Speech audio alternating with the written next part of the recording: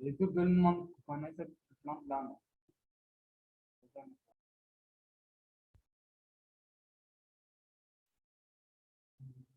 La pratique.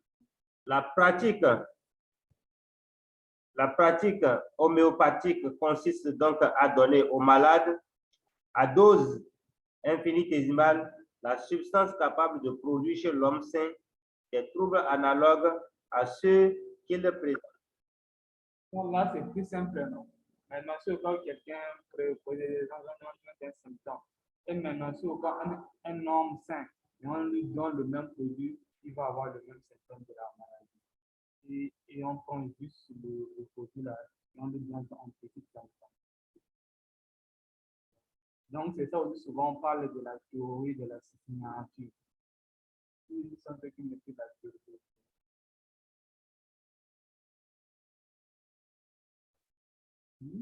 Non, théorie de la signature. De la signature. C'est la théorie le mal par le mal.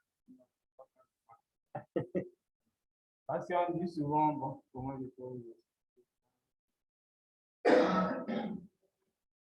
Quand vous allez prendre du noix, par exemple, ou bien vous allez prendre un fruit qui peut ressembler au cœur.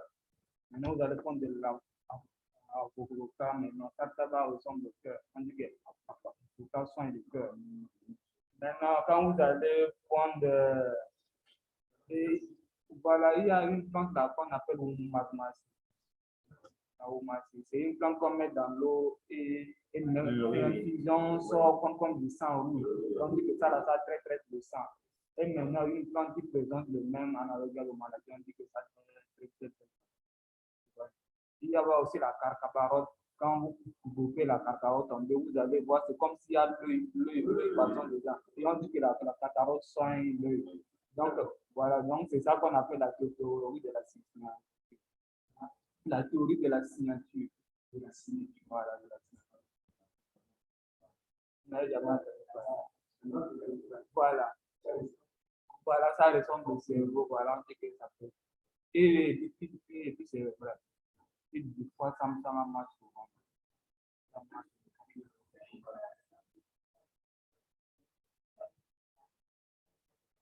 Voilà, il faut consommer, voilà.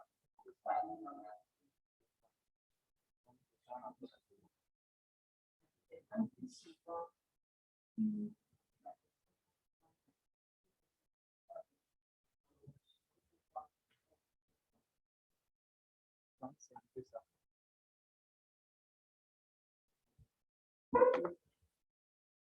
Les pathologies. Le tradit praticien homéopathe doit obligatoirement connaître les symptômes engendrés expérimentalement par les substances actives sur l'individu sain. L'ensemble de ces symptômes constitue ce que l'on appelle la pathogénésie d'une substance. Les pathogénésies regroupent l'ensemble des symptômes identiques provoqués par une substance chez plusieurs expérimentateurs.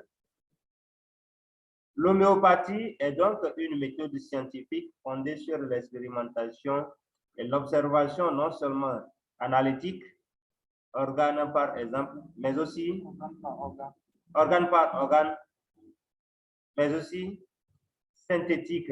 Elle considère l'individu comme un ensemble réactionnel où tout a son importance. Non seulement les signes classiques communs à tous les malades sont retenus pour diagnostiquer la maladie, mais aussi et surtout les signes réactionnels particuliers à chaque individu malade. Les remèdes à usage homéopathique. Leur définition. Les préparations homéopathiques sont obtenues à partir des substances, de produits ou de préparations appelées souches selon un procédé de fabrication homéopathique. Une préparation homéopathique est également désignée par le nom latin de la souche suivi de l'indication du degré de dilution. Maintenant, le degré de dilution, on peut faire 1 sur 100, ou bien 2 sur 100, ou bien 3 sur 100. Donc, ça vous pouvez aussi de la contrôle et de la.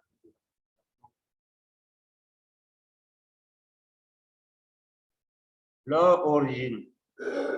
Il existe près de 2000 médicaments homéopathiques, tous obtenus à partir des 3 règnes de la nature. Les produits d'origine végétale. Les plantes servent à préparer les teintures mères. Un soin tout particulier doit être apporté à leur récolte, dans leur habitat naturel et à leur acheminement. La préparation de la teinture s'effectue à partir de la plante fraîche.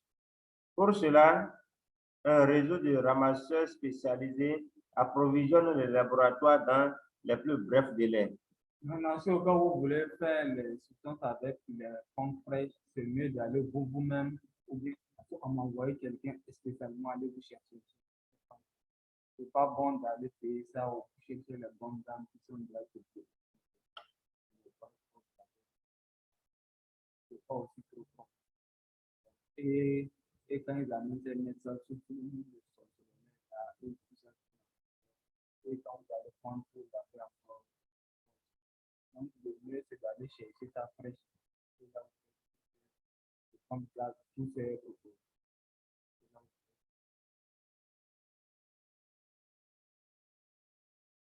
Les produits d'origine animale.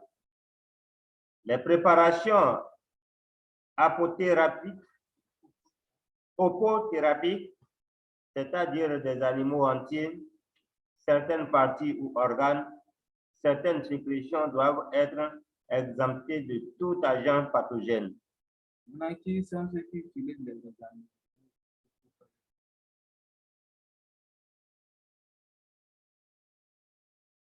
Moi, il n'y a pas de confort.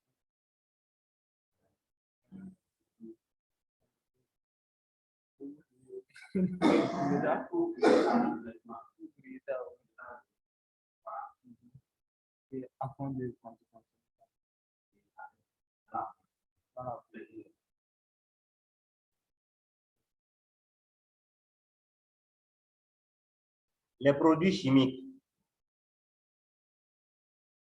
Les métaux, les sels naturels qui sont toujours utilisés à l'état le plus pur, certains complexes d'origine naturelle et enfin des mélanges définis par leur mode de préparation. Leur préparation. Donc, il y a des femmes qui mangent du calabar. Qui mangent du calabar.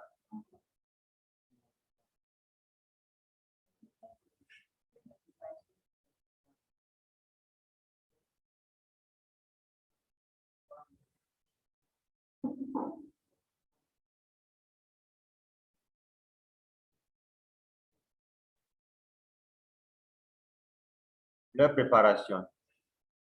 Certaines matières premières à l'état frais, les plantes, sont mises à macérer dans un alcool qui en extrait tous les principes actifs. On obtient ainsi des teintures mères ou souches qui seront diluées au 1/10 ou au centième. Entre chaque dilution, on effectue une dynamisation, agitation forte du flacon afin d'augmenter le pouvoir thérapeutique du PA, du principe actif.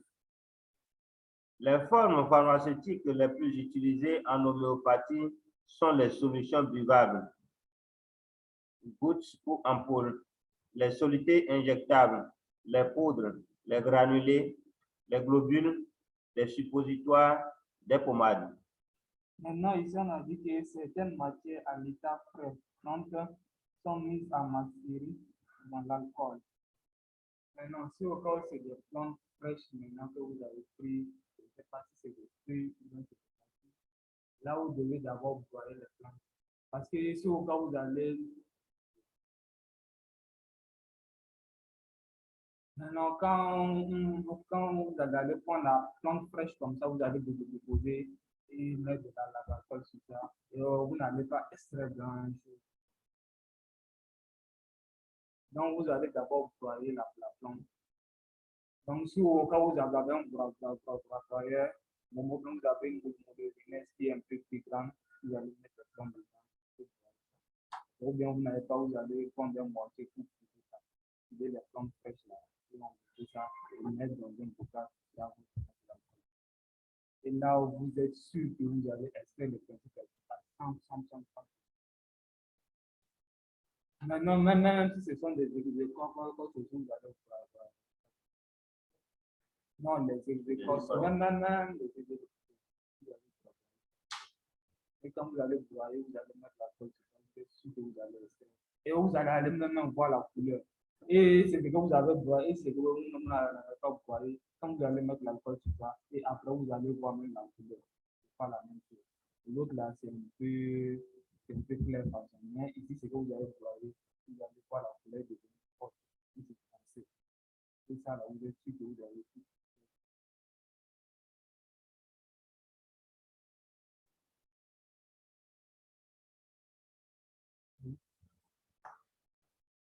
Et aussi, on a parlé de, après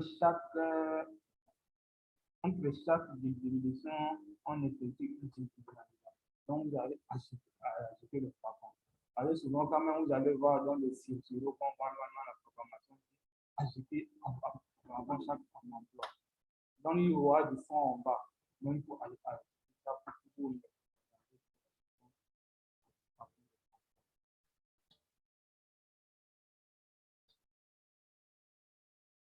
OK.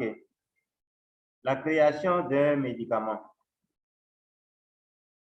Le développement et la commercialisation d'un nouveau médicament nécessitent environ 8 à 10 ans de travail dans les laboratoires de recherche de l'industrie. De nombreuses étapes jalonnent ce long travail. Elles se regroupent en 4 phases. Maintenant, ici, vous allez voir, on nous a dit qu'il faut 8 à 10 ans déjà. Maintenant, on est là, le propos, on a été venu, on nous fait un an, on nous a déjà sorti le vaccin, et on nous sort déjà le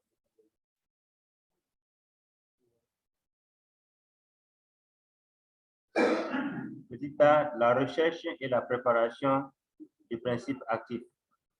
Recherche bibliographique. L'étude de la littérature scientifique mondiale permet d'étudier les travaux réalisés par les chercheurs sur une famille de plantes ou en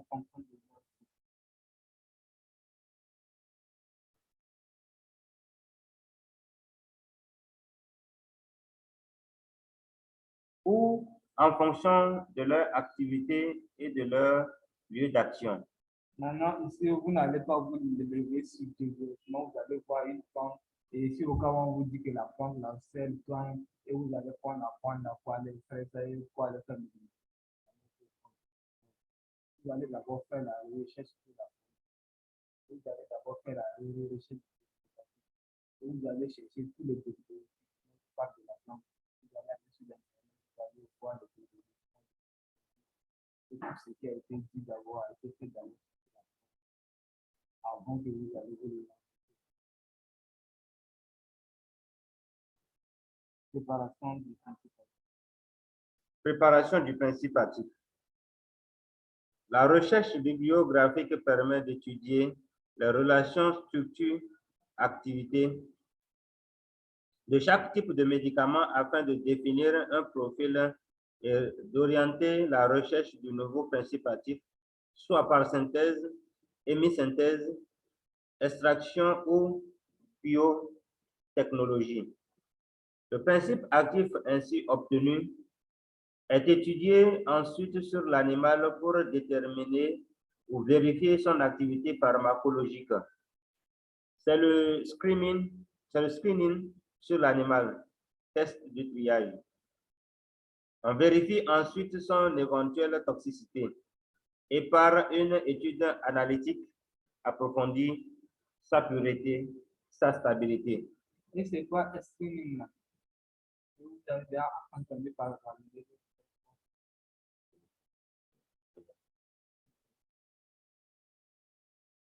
c'est les tests que vous allez faire sur les animaux pour voir si la plante réellement, c'est ce qu'on vous a dit, c'est vrai. Parce que vous pouvez aller sur tous les terrains, vous pouvez aller rencontrer des gens. Et là, ils vont vous dire que bon, la plante là, soit une telle, telle, telle. Parce que j'avais fait ça en 2014. Parce que vous avez fait un produit contre la fièvre et tout le fruit. Il était allé sur tous les terrains et je suis allé pour le pied, 21 plantes. Comme a dit ça, la sacrée de la tête, ça, la sacrée de la tête. Et quand je suis revenu, après l'extrême, c'est une seule plante qui a la plus normale. Et parmi tous les restes, là, ça n'a pas marché. Maintenant, c'est ce qu'on vous dit là-bas sur tous les terrains. Il faut revenir maintenant et faire le test pour voir. Est-ce que ben la plante la marche? Donc là, vous ne pouvez pas vous fier seulement à ce qu'on vous dit. Bon, cette plante là, telle, et vous aussi, vous allez prendre ça sans aucune vérification et vous allez faire votre propos. Et après, moment, les gens vont utiliser, on va dire que non, c'est comme ça que c'est possible. Donc, vous devez d'abord faire vos performances.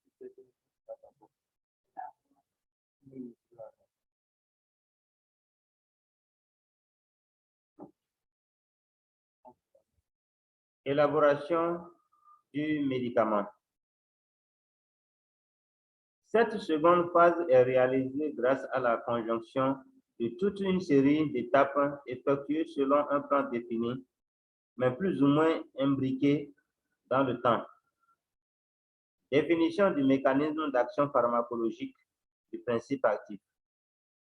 Étude approfondie de tous les types de toxicité, en particulier la tératogène, mutagénèse, la cancérogénèse. Détermination des paramètres biopharmaceutiques de la forme pharmaceutique élaborée en fonction de caractères pharmacotechniques.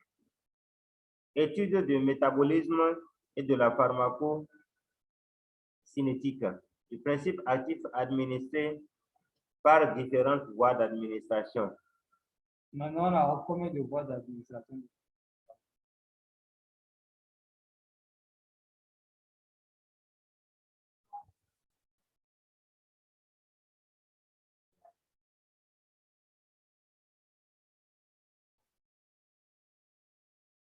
C'est trois. La base, c'est tout.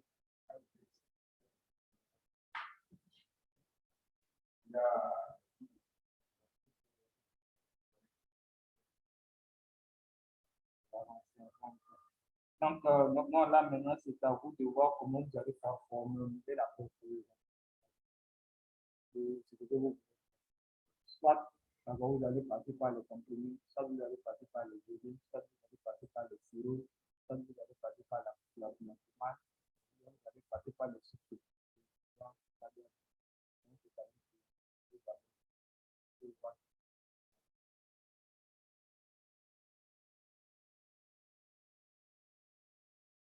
Ces différentes étapes sont complétées par des études cliniques réalisées sur des sujets sains, phase 1, et des maladies, phase 2 et 3, ce qui permet de préciser la valeur de la forme pharmaceutique, la posologie du médicament, les indications, contre-indications et les effets secondaires. Ce sont des essais fastidieux posant des problèmes scientifiques et éthiques qu'il est difficile de maîtriser totalement. Parce que là, maintenant, pour faire tous ces essais-là, on sera obligé de prendre l'homme comme même pour passer par là. La tendance à recruter certains gens pour faire des tests. Parce que les grands laboratoires, ils payent des gens. Ils payent des gens pour ça. Quand si tu viens, tu restes là, on t'administre la dose et tout ça, et on te surveille en train de ça, et on te paye pour encore. Si la personne même tu meurs. Maintenant, si au cas où tu meurs, il y a une indemnisation pour ta famille. D'abord, bien, tu as des enfants et on va leur donner quelque chose pour qu'ils puissent donc, non, en fait, si quand on finit sur l'année minimale, et on fait d'abord sur l'année minimale pour pouvoir les effets, la tester, et on finit sur l'animal, on revient maintenant sur l'homme. Avant, on revient toujours sur l'homme d'abord. Maintenant c'est ça actuellement le ministre de la Santé en train de dire et nos difficultés que tu as avec nos deux pas le faire. Ils ont amené des propres complémentaires au ministère et le ministère a fâché de faire. Parce que vous devez faire ça d'abord, obligatoirement.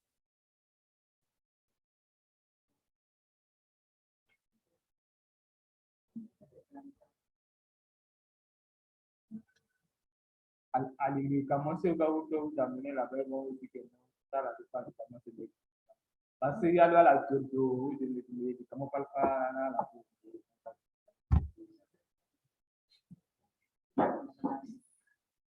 donc, voilà. Donc, maintenant, il faut voir tous les produits qu'on peut vendre dans la pharmacie. Ça y a été de par là. Donc, on avait plus de gens comme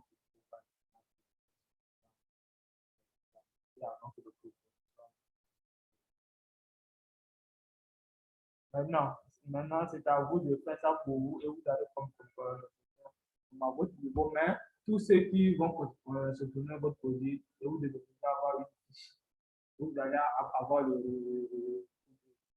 ce qui est le produit qu'ils ont pris. Comment ils ont senti est-ce qu'ils ont senti la fatigue, la diarrhée, le mot de tête, et vous allez essayer de faire ça. Aussi, pour voir le produit, est-ce que ça me fait marcher bien, vous allez le faire.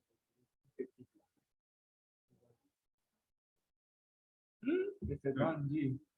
D'abord, il y a le père, la vie a dit qu'il avait quand à quelqu'un, elle avait fait quelqu'un faire le sous sa maintenant, il faut savoir c'est quel type de plan. Parce que tout ce qui est toxique, les drogues, tout ce qu'on fait à la base de plan, pour moi, il n'y a pas une drogue chimique. Tous les drogues, les coco, comment on appelle ça doit pas passer.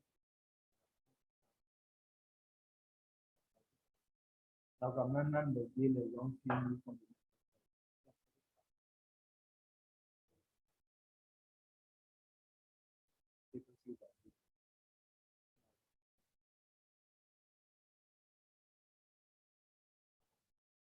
Il est nécessaire d'objectiver régulièrement les résultats et de n'administrer le médicament aux malades qu'avec leur consentement, sans jamais les priver d'un autre traitement connu pour son efficacité. Le problème de l'administration de placebo, c'est-à-dire de médicaments ne contenant aucun principe actif, est très délicat dans ce dernier cas. On parle d'ailleurs d'effet placebo. Parce que c'est pourquoi au début, quand nous a dit il faut d'abord faire la recherche éducative. Sinon, vous allez faire la recherche éducative, vous allez savoir si vous avez la bonne décision ou pas. Maintenant, si vous savez ça maintenant, et vous devez savoir la dose comment on a maintenant, au-delà de cette dose, peut être maintenant, si vous allez sur le terrain, vous avez que cette plante-là, on le plante et on prend une cuillère à sa soupe matin, midi et soir, ou bien une cuillère à café, vraiment la bouillie matin. Maintenant, c'est à vous de voir. Si la dose, là, si vous allez mettre ça en isopropyl, bon, la personne va prendre combien de jours. Maintenant, vous savez avoir quel type de jeu de taille 0, ou bien de taille 0,1, ou bien de taille 0,3, ou bien de taille 0,4. Maintenant, vous devez savoir maintenant la taille de la limite. Voilà. Et maintenant, vous allez faire la règle de 3. Maintenant, si au cas où vous connaissez déjà une cuillère à petit correspond à 5 minutes, Et maintenant, vous allez faire une gelée. Par exemple, de taille 0 qui a 500 mg. Vous allez faire la règle de ça, vous allez voir la dose qui vous pourra marcher pour cette retraite. Et quand vous allez faire cette calculation-là maintenant, et vous allez dire maintenant, le traitement sera fait 2 jours le matin et 2 jours le soir, pendant 3 jours ou bien pendant. C'est bon?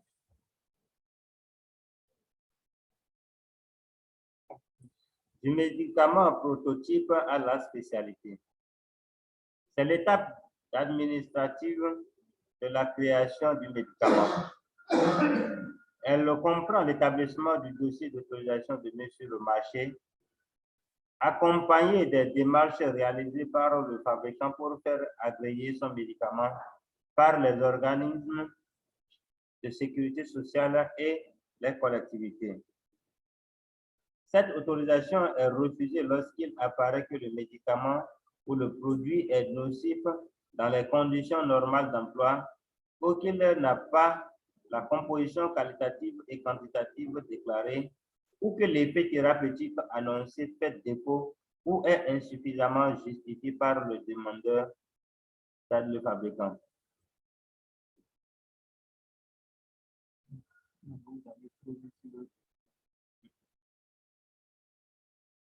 Elle est également refusée lorsque la documentation et les renseignements fournis ne sont pas conformes au dossier qui doit être présenté à l'appui de la demande.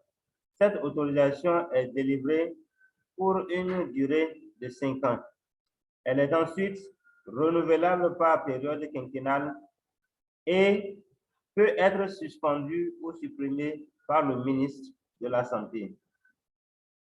Pour obtenir cette autorisation de mise sur le marché, le fabricant doit déposer auprès du DPMED un dossier qui contient tous les renseignements secondaires concernant le médicament et qui comporte 4 parties.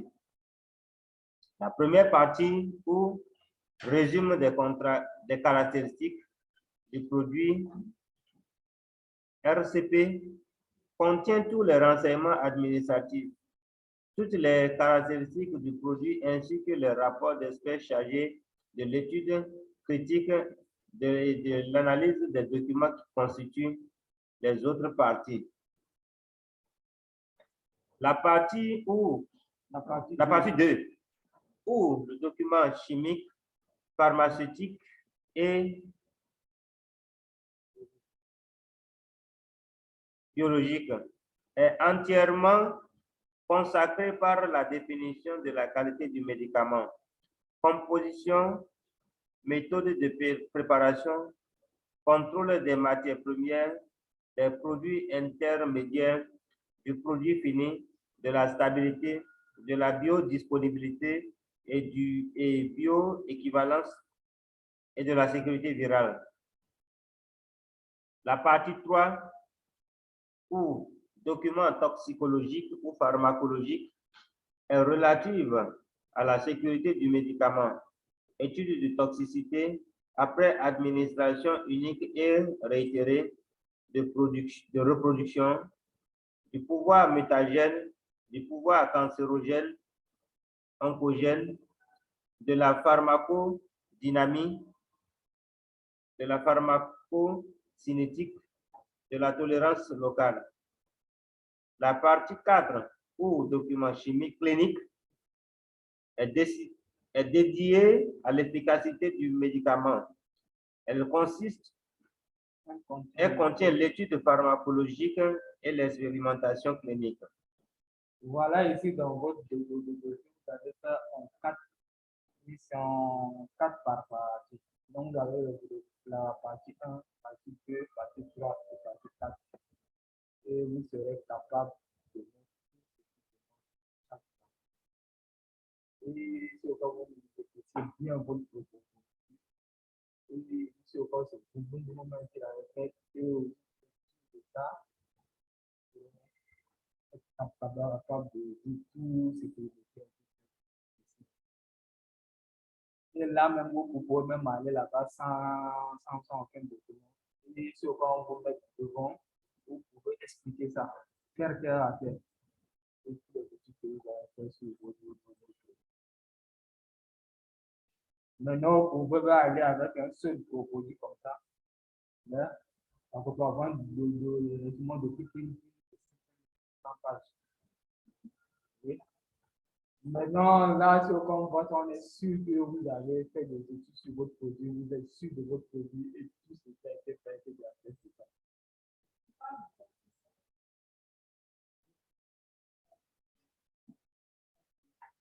Non, non, surtout quand vous avez fait tous ces écrits en train de demander, votre produit de la mise sur le marché. Donc, si vous avez fait ça correctement, donc là, et on voit qu'il n'y a pas de problème sur ça, votre produit.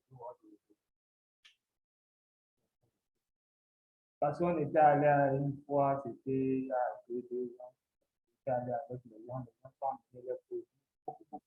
Beaucoup de produits, hein. Mais ils n'ont amené aucun de produits.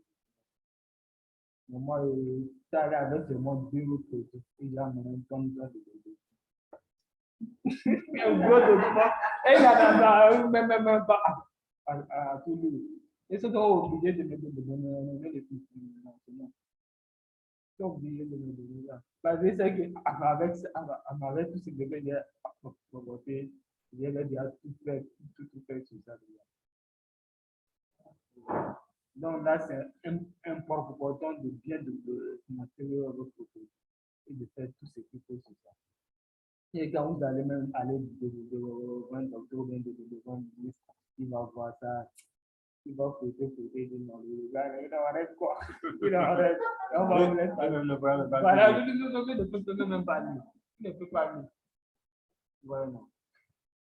Donc, il va vous laisser parler. Donc, c'est ça qui est important.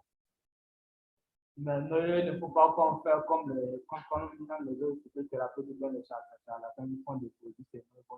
Ça là, ça fait tout les maladies, ça fait le hémorroïdes, ça fait la tension, on va traiter tout. Vous voyez, non? Et ça là, ce gars, quelqu'un voit ça là, il n'est pas sûr de ça. Maintenant, il y a une plante qui peut traiter au moins 20 maladies, bien 30 maladies. Maintenant, surtout au cas où vous voulez utiliser une seule plante là, et puis il faut faire au moins 3 à 4 pour tout ça. Maintenant, vous allez faire là, vous allez mettre des noms sur ça, et vous allez mettre des indications, au plus 2 ou 3 indications sur ça, au plus 2 ou 3 indications. Mais il ne faut pas mettre un seul produit avec toutes les indications sur ça. Ouais. Donc, c'est super important.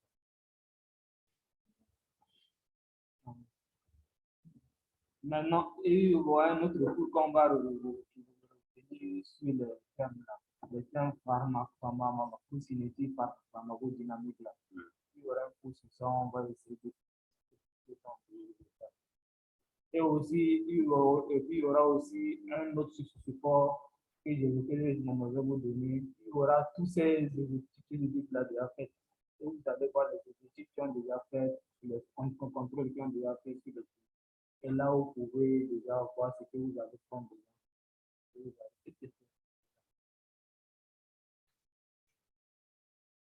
À noter que cette autorisation de mise sur le marché peut être accordée d'abord pour le territoire national et étendue dans le cadre dit de reconnaissance mutuelle aux autres pays ou directement déposée et enregistrée sur le plan international dans le cadre d'une procédure dite centralisée. Commercialisation.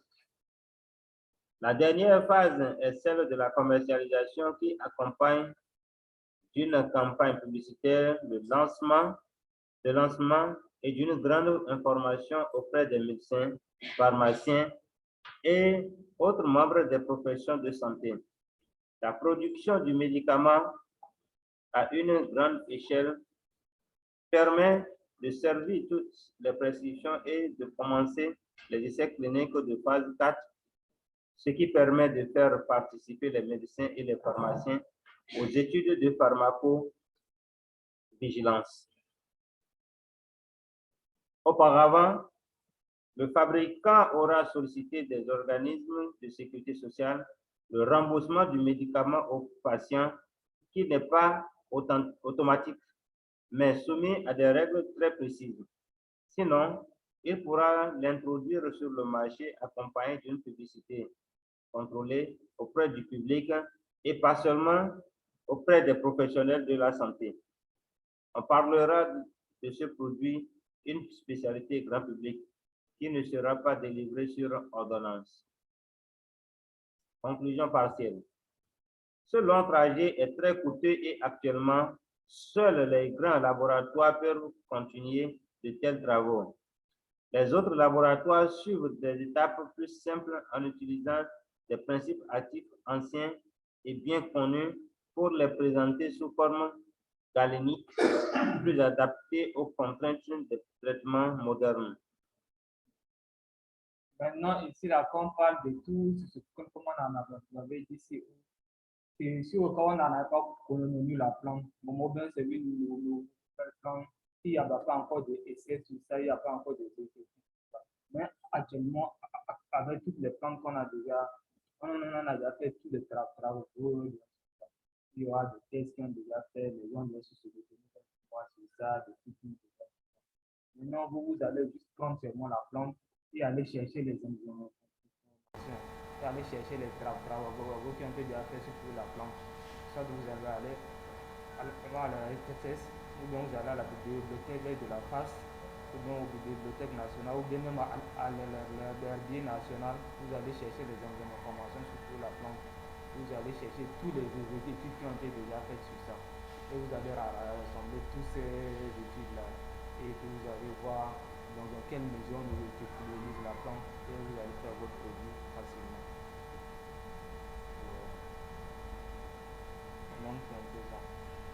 Maintenant, avec ce qu'on est en train de dire, parce que moi, je vois des gens qui disent que c'est des voix des gens. Ils disent qu'ils vont faire aller cliquer à moi et c'est fini. Parce que là, vous n'allez pas vous décourager parce que c'est moi le parcours qui est un peu difficile. Mais dès que vous arrivez à la fin, et si au cas où votre produit marche, c'est fini. D'accord, vous serez un milliardaire. D'accord, vous pouvez même dormir et votre argent va rentrer sur vous. Voilà. Oui, c'est 20 ans, mais c'est ce que vous allez prendre dans 20 ans, c'est pas petit. Ce que vous allez prendre dans 20 ans, c'est pas petit. Maintenant, il y a ma question que vous allez réussir. Mais seulement même un seul produit qui est efficace sur le marché. Par exemple, pour le produit du diabète maintenant ou bien de la tension. Et c'est vraiment efficace et que ça marche, ça traite, c'est fini. D'accord, vous pouvez dormir tranquillement. Une pathologie. Voilà, il dit que voilà, qui n'arrive pas à traiter. On ne soigne pas. Voilà. Maintenant, si vous allez arriver à sortir seulement un seul produit et qui marche efficacement et qui a été déjà avoir l'autorisation, c'est fini. On va savoir que vous serez riche à la vie. Voilà. Pas de laboratoire, vous pouvez créer aussi des laboratoires. Il n'y a pas de problème. Il n'y a pas de problème. Donc là, il ne faut pas vous décourager, vous allez dire que non, on va laisser les médicaments, on va aller faire les médicaments. Parce que c'est là il y a de la raison.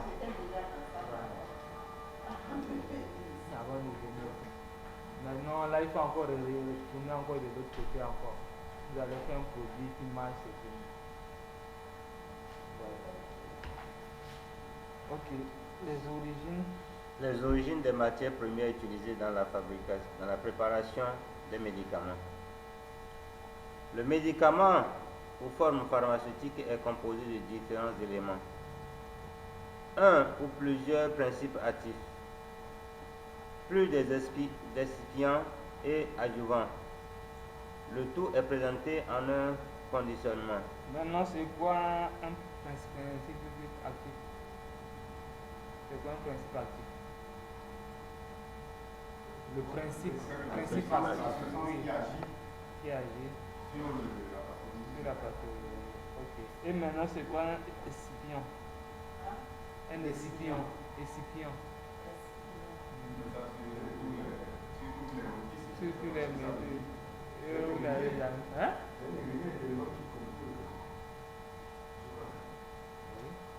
Il dit comme compose le médicament. Maintenant, quel va être son rôle? Hmm.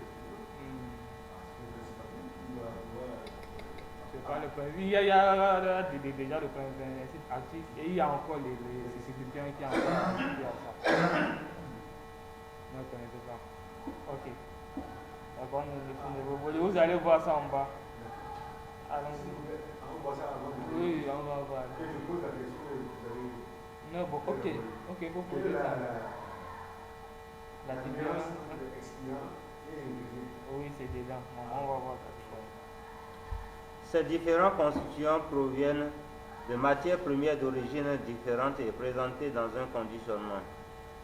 Reprenons les rôles de chaque élément entrant dans la composition du médicament. Principe actif. Substance ou composant actif du médicament qui lui confère son activité thérapeutique. Tout composant d'un médicament qui est destiné à exercer une action pharmacologique ou un autre effet direct en rapport avec le diagnostic, le traitement ou la prévention d'une maladie, ou à agir sur la structure ou les fonctions de l'organisme humain ou animal par des moyens pharmacologiques. Parce que ici, vous avez deux définitions. Il y a ce qui est un peu court en haut et puis ce qui est un peu long en bas. Donc, c'est à vous de voir lequel vous pouvez garder. Parce que ça, là, vous devez bûcher ça et garder ça. Parce que si demain, on vous demande c'est quoi un principe actif, vous devez être capable de dire ça. Excipient. Excipient. De exciper, verbe latin qui signifie recevoir, substance ou mélange de substances inactives par elles-mêmes sur la maladie, qui utilisé dans la formulation facilite la préparation et l'emploi à partir du médicament. La fonction d'un excipient est de servir de vecteur au principe actif ou d'entrer dans la composition du vecteur, contribuant ainsi à certaines propriétés du produit telles que la stabilité, le profil biopharmaceutique, l'aspect et l'acceptation par le malade, la facilité de fabrication. Et maintenant, on dit le rôle de l'excipient est de faciliter le vecteur. Donc, celui qui aide le principe actif à aller là où il devait aller. Voilà, il le transporte. Maintenant, vous allez voir par exemple la quinine 300. Et on nous a dit de prendre ça avec de l'eau sucrée. Et maintenant, comment on a dit de prendre avec de l'eau sucrée? Parce que c'est le sucre qui permet d'amener le médicament là où il devait aller. Voilà. Maintenant, ici, il y a aussi certaines substances. Maintenant, c'est ce qu'on avait dit la fois dernière. Il y a le monsieur qui avait donné un médicament à quelqu'un qui s'est retrouvé à l'hôpital là. Maintenant, donc, oui, la plante là, comment on prend ça? Et on prend ça aussi avec de l'eau sucrée. D'accord, ou bien avec du miel. Parce que c'est le sucre ou bien le miel là qui permet que les principes actifs aillent vite là où ils devaient aller. Maintenant, on peut prendre ça avec de l'eau. Mais ça peut marcher, mais ça va se faire un peu long. Vous voyez, si vous prenez avec de l'eau, ça va se faire un peu long. Mais si vous prenez avec de l'eau sucrée, ça va plus vite. Voilà. Maintenant, il y a aussi certaines substances ou bien les médicaments pour les trucs des hommes, par exemple. Quand on parle d'espermatozoïdes qui n'est pas lourd, tout ça. Et quand on fait ça, on dit qu'il faut qu'on prenne ça avec du jus de citron. Maintenant, le jus de citron, ça permet d'amener le produit plus vite là où il devrait aller. Et il y a aussi certains produits, on dit qu'il faut qu'on prenne ça avec du jaune d'œuf. Du jaune d'œuf. Il y a aussi des produits contre le problème de l'estomac, tout ça là. Et vous allez prendre la plante, vous allez préparer, vous allez prendre du jaune d'œuf, vous mettre ça dedans et taper ça et avant de prendre ça. Et maintenant, le jaune d'œuf là, c'est ça qui permet d'amener vite le principe actif là où il devrait aller pour exercer.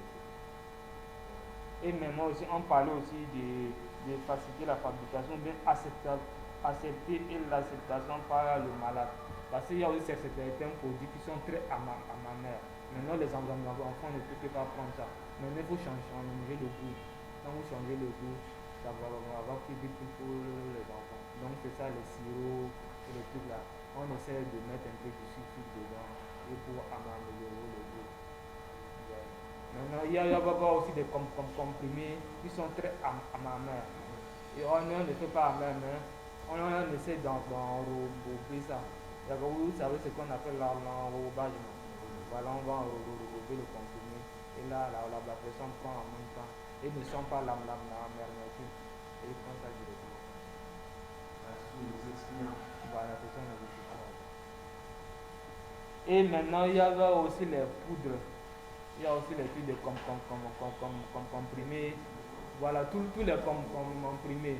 Maintenant, aussi, quand on veut faire les l'huile aussi, on doit utiliser les récipients qui est l'amidon de maïs.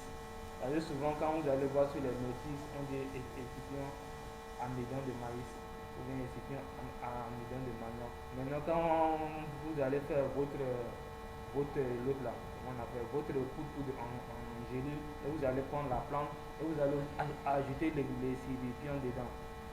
La poudre de maïs. Et c'est de la poudre de maïs qui permet à ce truc d'aller là où il devait y aller. Par exemple, après on va revenir sur ça. Maintenant, il y a le QSP. Maintenant, tout le monde connaît ce qu'on appelle le QSP. Non? Et quand vous allez prendre une notice, souvent vous allez prendre un QSP, un gélule, ou bien QSP, un comprimé. Et maintenant, ça veut dire quoi le QSP? Le QSP. Oui, le QSP là, ça veut dire quoi?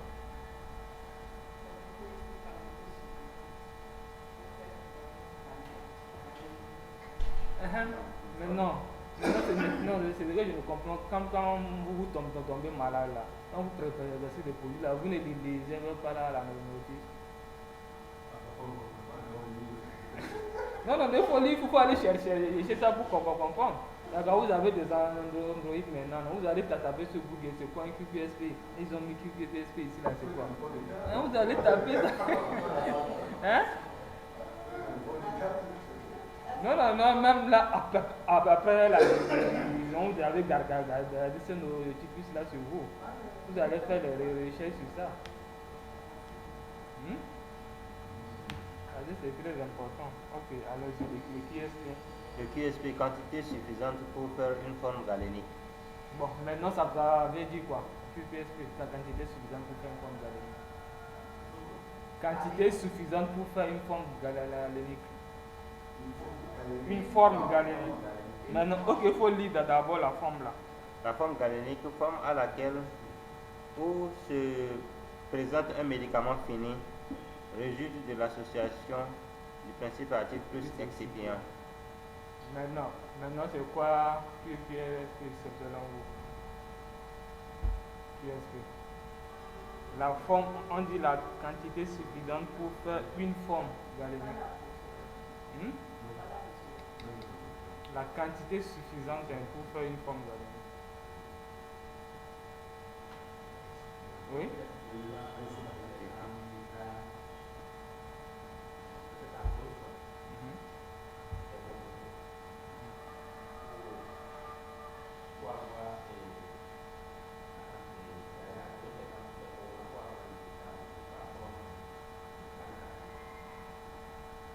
Non, mais normalement, on a déjà fini le proposition, on a déjà fait tous les recherches bibliographiques, on a déjà fabriqué tous les médicaments. Et là, on connaît déjà la dose déjà journalière. Et maintenant, on doit écrire dans la notice QSP, et on doit préciser ça maintenant.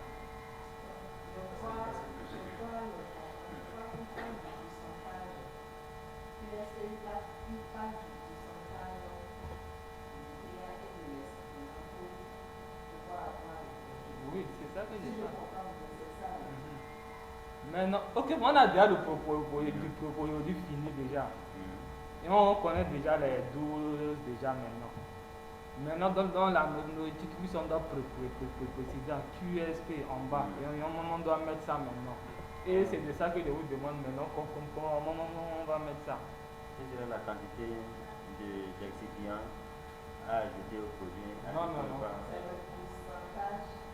Non, on a déjà trouvé les principes. On a déjà trouvé les stupéfiants déjà. Et on a déjà fait la forme déjà.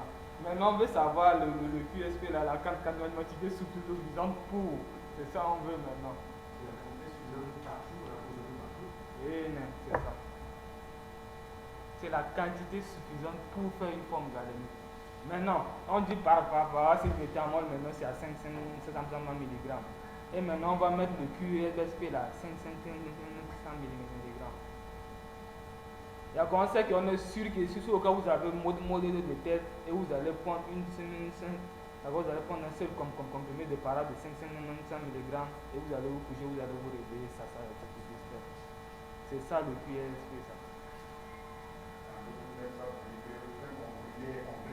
Voilà, c'est déjà comme complet. Maintenant, de fois en fois, on peut vous dire que maintenant le QSP là, c'est 2 comprimés. D'accord, ou bien le QSP pour les sirops, on peut dire QSP 1 cuillère à café. D'accord, on peut même mettre QSP 1 cuillère à soupe. Et maintenant, si on est sûr que dans une cuillère à soupe, vous allez prendre ça, vous allez résoudre votre problème. Donc c'est ça. Voilà, c'est en quelque sorte la podologie. Mais c'est la dose journalière. Ça, on va préciser là. Et maintenant, dans vos produits, vous allez être sûr de mettre le QSP en bas. Et si au cas où la personne a un problème en même temps, si il est sûr, il va prendre 2 gélules en même temps, là, ça va s'arrêter. Maintenant, moi j'ai un antibiotique. Si au cas où le problème urinaire, si au cas où vous urinez, vous avez des douleurs ou bien les femmes qui ont des fêtes blanches, des trucs là. Maintenant, le QSP c'est 2 gélules. Si au cas où vous prenez les 2 gélules là, maintenant là, les douleurs là, c'est en même temps.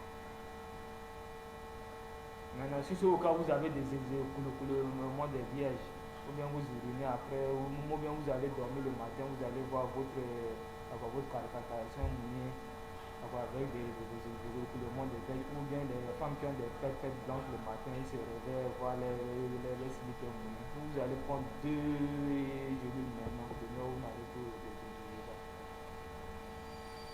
Maintenant, le QPSP est différent du traitement. Maintenant, c'est ce que vous allez prendre en même temps pour arrêter le mal, ça. Maintenant, vous allez poursuivre maintenant le traitement. Soit le traitement, c'est sur une boîte, ou bien c'est sur 2 boîtes, ou bien c'est sur 3 boîtes. Et vous allez finir le traitement. Et là, vous êtes sûr que vous avez déjà traité le mal. Maintenant, le QSP, là, c'est pour maintenant stopper le mal à l'immédiat. Voilà. Quand vous allez prendre les 2 comprimés en même temps, là, vous avez la satisfaction totale. Et maintenant, vous allez poursuivre le traitement, maintenant peut-être sur une boîte ou bien sur 2 boîtes. Et là, vous êtes sûr que vous avez déjà fini comme un traitement avec le mal. Donc là, vous aurez mon obligation de savoir le QSP de votre médicament. Dans le cadre de traitement de pathologie, le QSP là, c'est un peu comme quelqu'un qui monte sa force. Voilà. À l'adversaire, voilà, je suis, voilà, on fait peur, voilà, on bloque, voilà, de la maladie. Quitte à continuer. Voilà, continuer les traitements. Donc c'est ça, les gens, passer là, du auto là. Si au cas où vous prenez les 2 en même temps, vous avez la satisfaction auto. Mais le mal est encore là. Voilà, maintenant ça calme le mal. Et maintenant il faut faire le traitement de fond maintenant et pour éradiquer le mal. Donc voilà un peu le sens de QSP. Oui.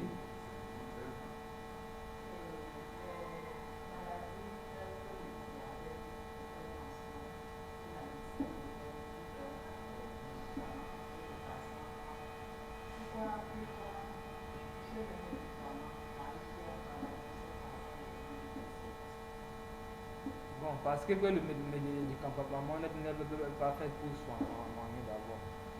Maintenant, le médicament n'est pas fait pour soigner. Maintenant, si au cas où vous allez prendre ça à plusieurs doses, votre corps s'habitue au produit. Et maintenant, vos antitigènes maintenant se préparent contre ce traitement-là maintenant. Et là, vous allez prendre une là, ça ne marche pas. Maintenant, il faut doubler les doses à forte dose avant que votre corps réagisse à ça. Maintenant, vous allez voir même dans les cas des drogues ou bien des opiums, des trucs là, et vous allez prendre un seul coca comprimé, ça marche pour vous. Vous pouvez marcher ici à l'aéroport pour revenir. Mais après une semaine, 2 semaines, quand vous allez prendre une seule coca comprimé, ça ne marche pas. Donc il faut encore augmenter encore la dose. Et quand vous allez augmenter la dose, et là il y aura de la dépendance. Ouais. Donc là, votre corps habitué au produit et maintenant il lutte contre le produit. Donc c'est un peu ça. Oui, ça ne marche pas. Parce que c'est un truc juste pour réguler le taux de sang. Et vous devez prendre ça à chaque fois. Et puis maintenant, c'est que vous allez laisser ça un peu seulement. Le taux de sucre pour vous. Maintenant, c'est même comme les pilules contraceptives. Et bien maintenant, vous allez voir que la boîte c'est 30 et vous devez prendre ça tous les jours pendant les 30 jours. Et maintenant, si vous avez raté une seule journée dedans, vous allez tomber enceinte. Donc voilà un peu.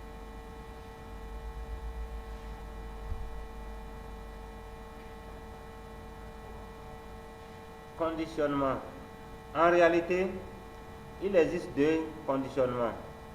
Le conditionnement primaire, élément indispensable du médicament ayant un rôle de protection, isole et conserve le médicament dans le temps.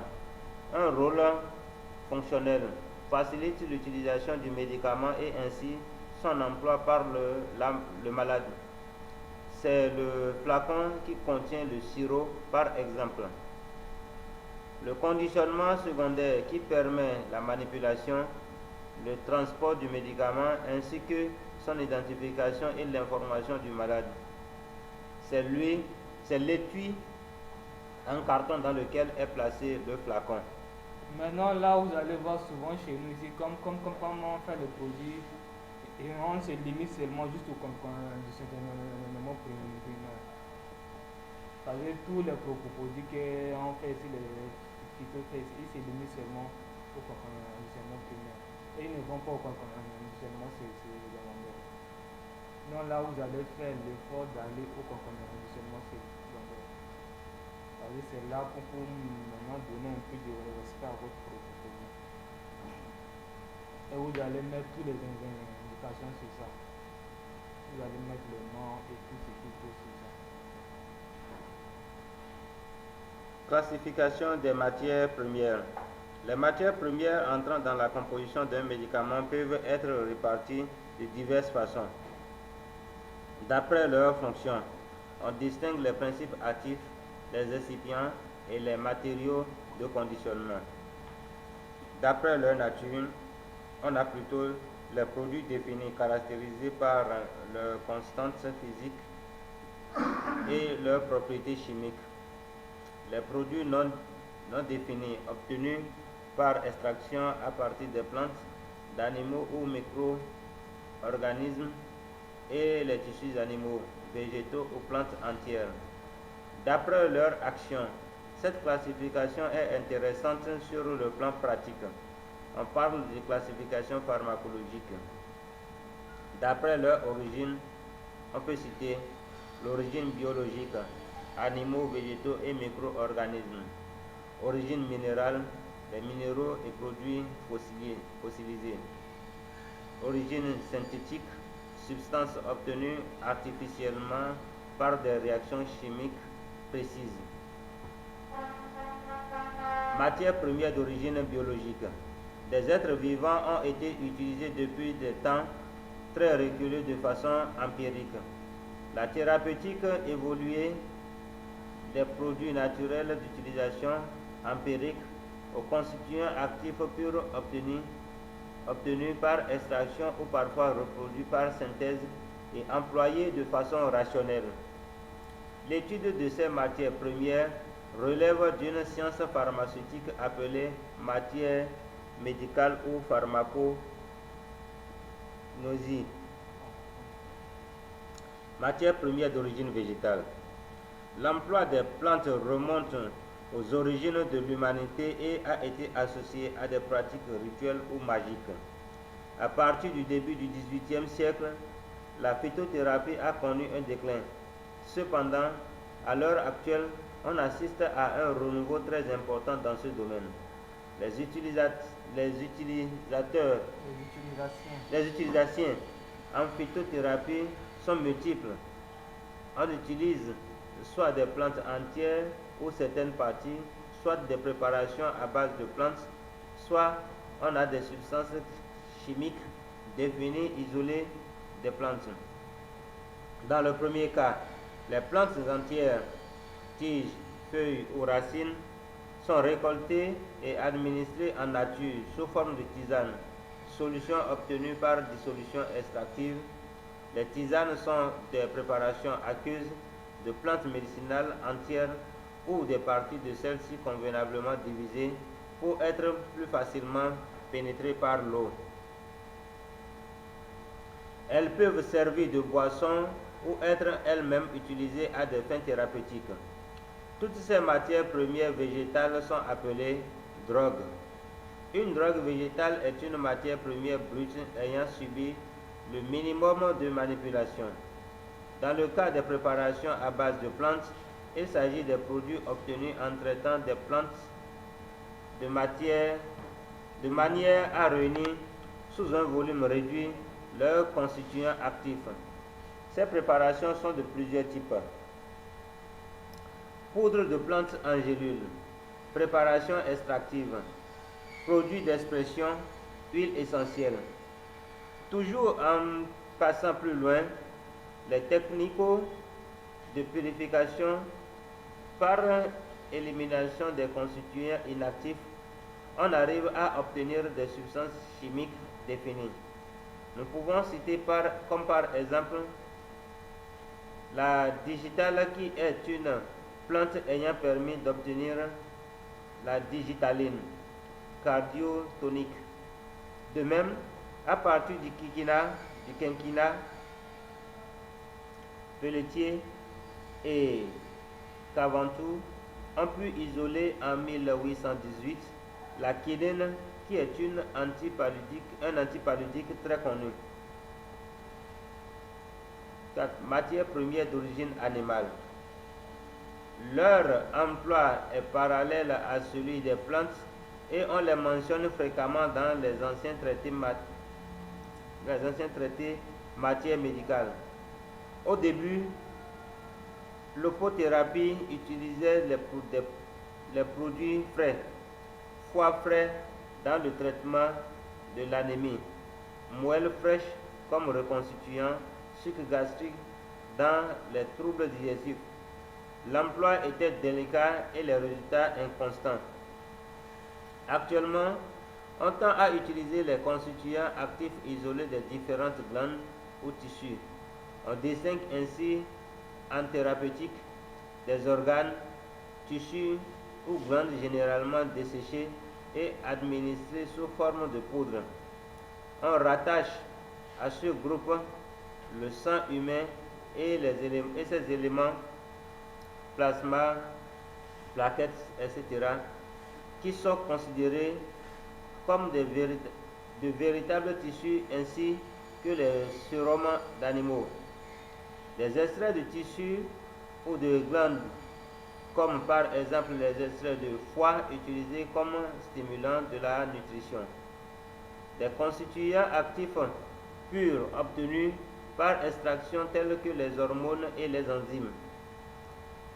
Il faut mentionner que la préparation industrielle de certaines hormones et enzymes a été mise au point et permet de les utiliser directement en thérapeutique à la place des tissus d'où elles sont retirées.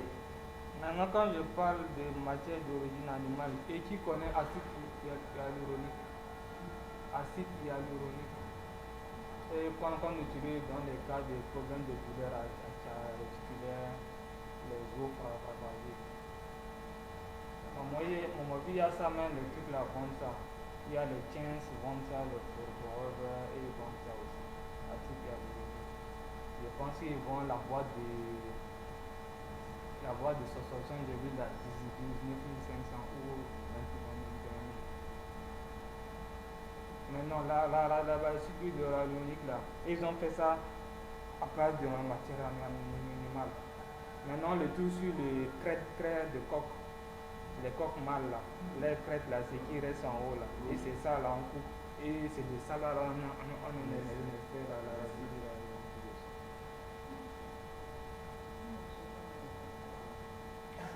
Maintenant, oh, bon, si tu ne peux pas que non, on ira pas aller payer le coq pour venir tuer. Parce qu'ils ont des industries de poulpoulailler. Les poulpoulaires, comme on nous envoie ici dans les supermarchés là. Et ils abonnent à ces industries d'abattage de poulpoulaires. Et ils vont seulement juste là-bas.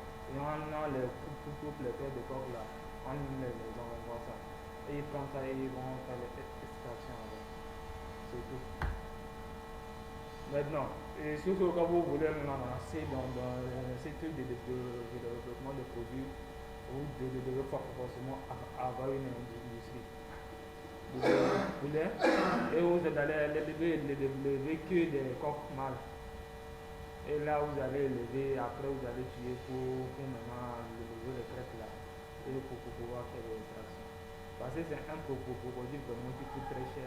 Parce que d'abord, même le procédé de fabrication, ça prend du temps. Et puis le résultat aussi est un peu infime. Et maintenant, ce que vous allez trouver 500 grammes de tête de coq. Et maintenant, pour finir la procédure, pour avoir le site de l'avenir, vous allez trouver 500 mg.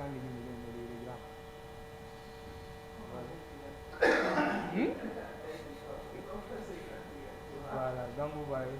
Donc là, c'est pourquoi le truc est un peu cher. Et maintenant, si c'est un peu cher, donc le marché est là. Parce qu'on sait que toutes les femmes, après la ménopause, elles auront ce problème-là. Toutes les femmes après la ménopause, elles auront ce problème-là. Et maintenant, quand vous n'êtes pas encore à la ménopause, vous devez d'abord chercher à protéger vos os. Parce que dès qu'il y aura de la proposition d'hormones sexuelles, quand il n'y aura plus de menstrues, donc là il y aura une perturbation dans votre corps. Donc tout était embrouillé. La courbature vient, la chaleur, la brûlure, tout va commencer là maintenant. Oui, les plantes peuvent faire ça aussi. Mais ça là, vous pouvez prendre ça et mélanger encore avec la plante. Et c'est plus rapide. Ça, si de la minute même lui seul là, ça marche génial. Maintenant, vous pouvez encore prendre ça et mélanger ça encore avec des plantes encore pour maintenant que ça marche encore plus vite. Oui, donc. Acide hyaluronique. Acide hyaluronique. Hyaluronique U. U-Y. Hyaluronique. Hyaluronique. Maintenant, il y a aussi des pommades aussi à base de ça. Parce qu'on voit ça à Kangenzo ou bien dans des parfumeries là. Parce que la pommade seule même déjà, ça coûte environ quelques mille, 20 quelques mille. Et maintenant, vous allez passer ça, vous allez voir, bon, ce sont des femmes souvent qui utilisent ça. Si au cas où vous utilisez ça déjà à 40 ans, si vous avez 40 ans, vous avez trouvé un visage de 20 ans. Et maintenant, si c'est vous qui allez utiliser ça pendant un mois, vous allez voir tout vos visages là-bas se réunir. Et tous les trucs là-bas vont devenir nickel et propre. Parce que là, celui de avoir le pouvoir de régénérer les cellules. Et quand vous allez l'utiliser comme la comprimée, ou bien comme pommade, ou bien comme injection, ça régénère les cellules. Voilà, et ça régénère les cellules. Voilà. C'est un peu ça.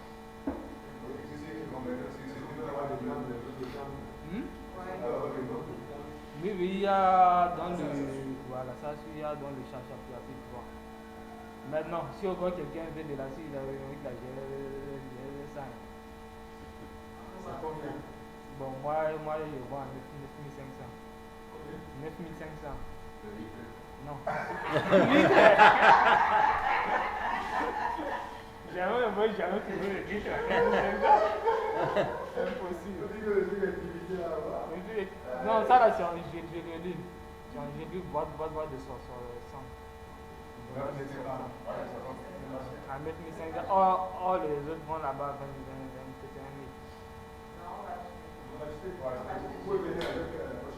Ok, donc normalement, là, il faut vous régénérer quoi. C'est très important. Vraiment. Ok, donc là, on va finir vite le présent déjà là. On est sur petit 5. Origine microbiologique. Matière première d'origine microbiologique. On trouve ici les matières premières obtenues à partir de micro-organismes, terme général sous lequel on regroupe les champignons inférieurs, les protozoaires, les bactéries, les virus et organismes apparentés. Leur emploi est assez récent car il y a relativement peu de temps que l'on sait les sélectionner et les reproduire pour un usage thérapeutique. Dans cette rubrique, on a les micro-organismes proprement dits, champignons, exemple lèvres de bière, bactéries et virus, exemple ferments ou bacilles lactiques, et aussi les vaccins qui sont obtenus à partir de bactéries ou de virus tués ou atténués. Les produits élaborés par les micro-organismes. Certains micro-organismes sont cultivés et sécrètent des substances susceptibles d'application thérapeutique. Exemple, la pénicilline, la stérotomycine, le chloramphénicol. Les matières premières d'origine minérale. Leur emploi est également très ancien. Actuellement, on utilise deux catégories de produits minéraux. Les produits naturels employés tels quels après une purification plus ou moins sommaire au talc.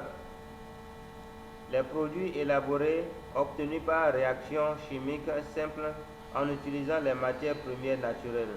Exemple, sulfate de sodium résultant de l'action de l'acide sulfurique sur les cellules germes.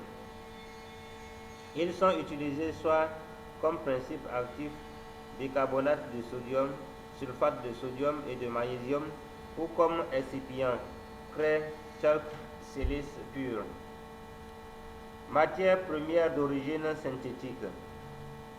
Ces principes actifs sont des substances composant un squelette hydrocarboné sur lequel sont fixés fréquents différents groupements fonctionnels.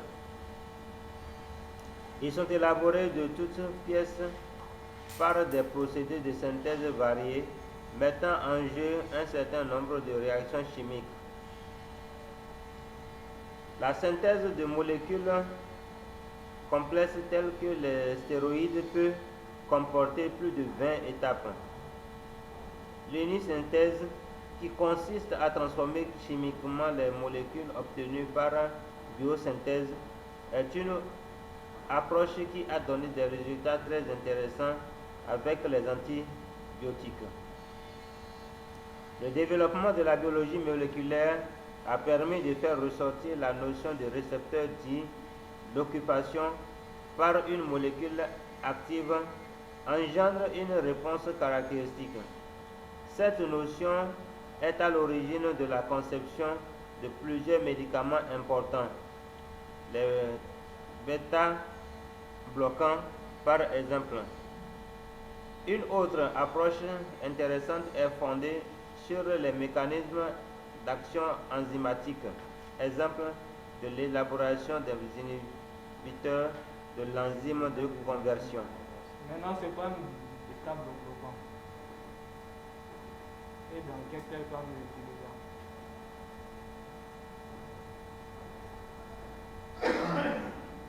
Personne ne connaît un bêta-bloquant. Bêta-bloquant. D'abord, il y a les bêta-bloquants, il y a les alpha-bloquants aussi.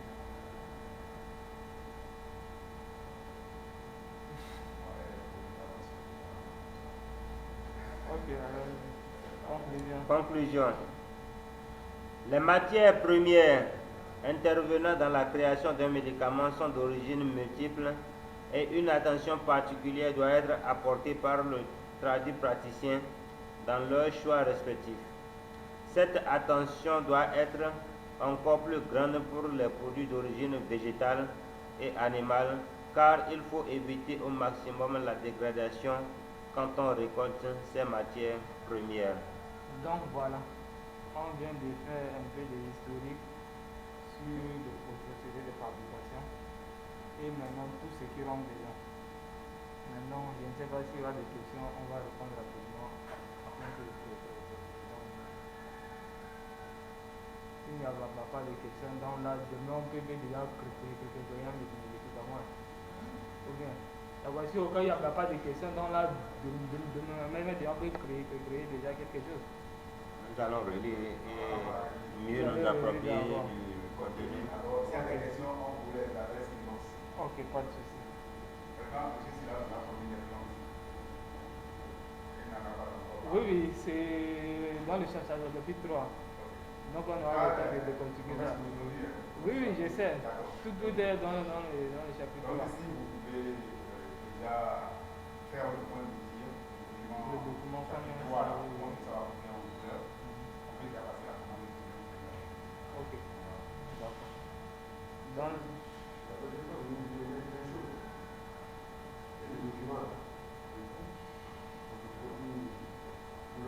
Oui. Quel médicament 9 000 quelques là. 9 500 chez moi. Maintenant, si on jamais tout le monde va payer, c'est ça? Alors, vous allez dans la comme comment vous allez payer, non? Ou bien?